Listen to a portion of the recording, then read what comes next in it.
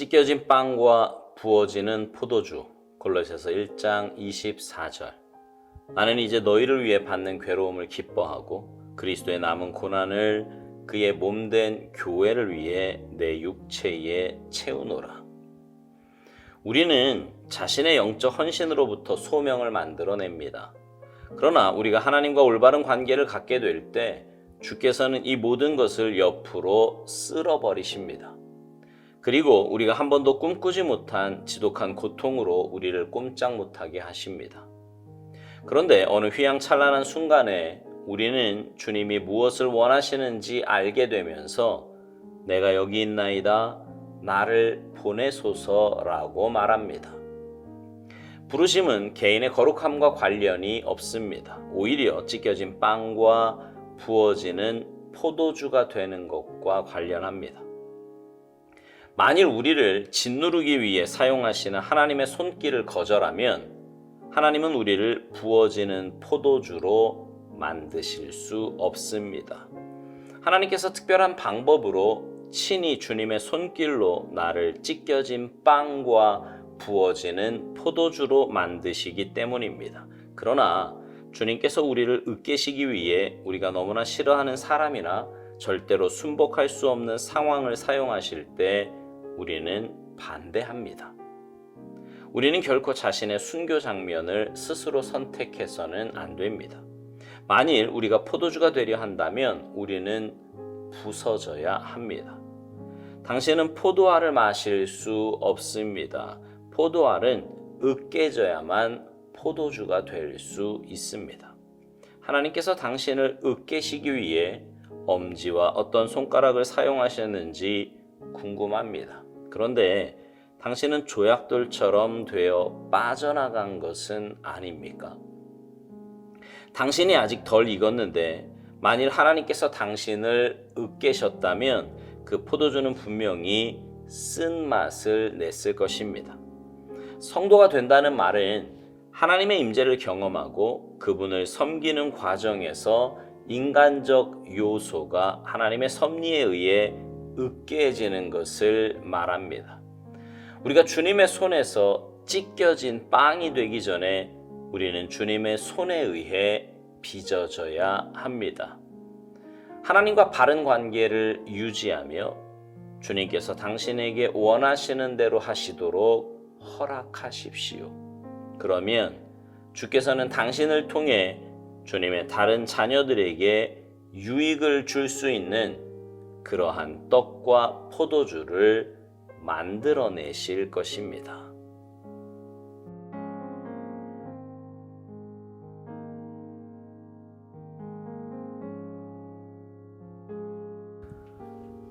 오늘 묵상은요, 이런 말로 시작을 합니다. 우리는 자신의 영적 헌신으로부터 소명을 만들어낸다고요. 여러분, 이 말이 무슨 뜻일까요? 어제 우리가 나눈 묵상대로 하나님은 우리를 부르셔서 복음 증거에 사용하십니다. 내가 싫든 좋든 그것은 분명 내가 감당해야 할 사명이고 소명입니다. 그런데 많은 사람들이 이 일을 등한시하고 때로 외면합니다. 그러면서 자신이 열심을 다해 할 수 있는 다른 일로 그 소명을 대신하려고 합니다.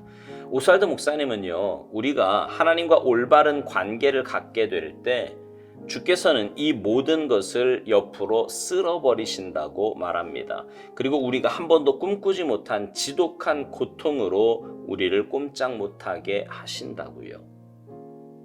내 열심도 중요하지만 그것보다 중요한 것은 하나님의 뜻입니다. 다시요. 내 열심도 중요하지만 그것보다 중요한 것은 하나님의 뜻입니다. 우리 그리스도인들에게 있어서 하나님의 뜻보다 더 중요한 것은 없습니다. 그러나 우리는 종종 내 의지가, 내 의욕이, 그리고 내 감정이 하나님의 뜻보다 앞설 때가 있습니다. 내가 다른 일에 열심을 내면 됐지 꼭 복음을 전하는 일까지 해야 하냐고 생각을 합니다. 물론 거기에는 참된 기쁨도 만족도 없지요. 그러다 주님과의 관계가 깊어지면 깊어질수록 하나님의 뜻에 민감하게 반응하게 됩니다. 하기 싫어도, 할 수 없는 것 같아도 마음이 하나님의 뜻에 움직이는 거예요. 그리고는 이사야서 6장 8절에 있는 말씀처럼 내가 여기 있나이다 나를 보내소서라고 고백하게 되는 것입니다. 오스왈드 목사님은요, 어제에 이어서 오늘도 부르심은 개인의 거룩함과 관련이 없다고 말합니다. 그러면서 오히려 찢겨진 빵과 부어지는 포도주가 되는 것과 관련된다고 말합니다. 여기서 오스왈드 목사님은 우리를 하나님의 손에 의해 빚어지는 포도주와 빵으로 비유해서 설명을 합니다. 여러분은 포도주 만드는 방법을 혹시 아십니까? 여기서 제가 자세히 설명할 필요는 없을 것 같고요. 중요한 과정 중에 하나가 포도알과 설탕이 고루 섞이도록 맨손으로 포도알을 으깨어 설탕을 완전히 녹인다는 거예요. 으깨져야 포도주가 됩니다. 으깨지지 않으면 포도알 그대로 남아 포도주가 될 수 없는 거지요. 자, 그런데 여러분, 포도가 생각할 수 있는 존재라고 한번 가정을 해봅시다. 그리고 자신의 몸이 으깨질 때 얼마나 아프고 힘들까요? 그러나 맛 좋은 포도주가 되기 위해서 그 과정은 반드시 견뎌야 할 과정입니다. 오스왈드 목사님은 이것을 우리에게 이렇게 적용합니다. 주님께서 우리를 으깨시기 위해 우리가 너무나 싫어하는 사람이나 절대 순복할 수 없는 상황을 사용하신다고요. 근데 우리는 반대한다는 거지요. 그게 싫으니까요. 그러나 우리는 결코 자신의 순교 장면을 스스로 선택해서는 안 된다는 것입니다. 만일 우리가 포도주가 되려 한다면 우리는 부서져야 한다고요. 또 빵에 대해서도 이런 말을 합니다. 우리가 주님의 손에서 찢겨진 빵이 되기 전에 우리는 주님의 손에 의해 빚어져야 한다는 겁니다.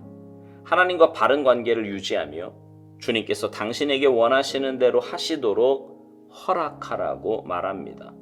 여기서 빵과 포도주는 다른 사람에게 유익을 주는 존재를 뜻합니다. 그러니까 우리가 찢겨진 빵이 되고 부어지는 포도주가 될 때 우리는 주님께 쓰임받아 영혼을 구원하고 다른 사람에게 유익을 주는 존재가 될 수 있다는 뜻입니다. 근데 그렇게 쓰임 받으려면 우리는 주님 손에 온전히 빚어져야 합니다. 주님이 쓰실 수 있도록 내 감정, 내 생각, 내 경험, 심지어 내 의욕까지도 다 주님 앞에 내려놓아야 하는 것입니다. 그럴 때 우리는 주님 손에 온전히 붙잡힌 바 되어 주님의 도구로 쓰임 받을 수 있는 것입니다. 내가 살아있으면 주님의 역사는 없습니다. 내가 살아있으면 안 돼요.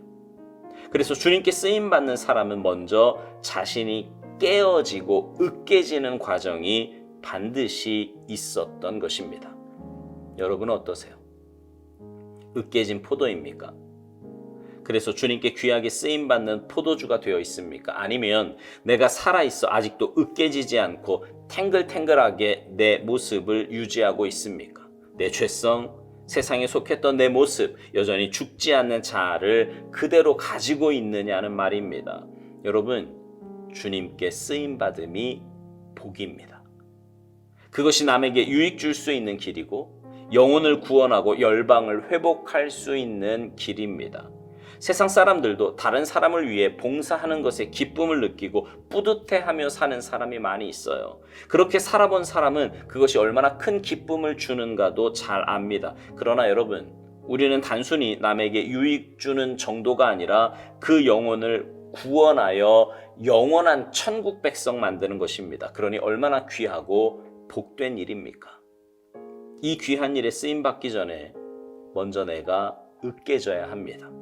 나는 죽고 내 안에 계신 예수님이 내 삶의 온전히 주인 되셔야 합니다. 그럴 때 나를 통해 영혼 구원의 역사가 나타나게 될 것입니다. 바라기는 여러분 모두가 주님의 손에 온전히 빚어져서 주님이 쓰시고자 하시는 대로 귀하게 쓰임받는 아름답고 복된 삶이 되시기를 주님의 이름으로 축복합니다.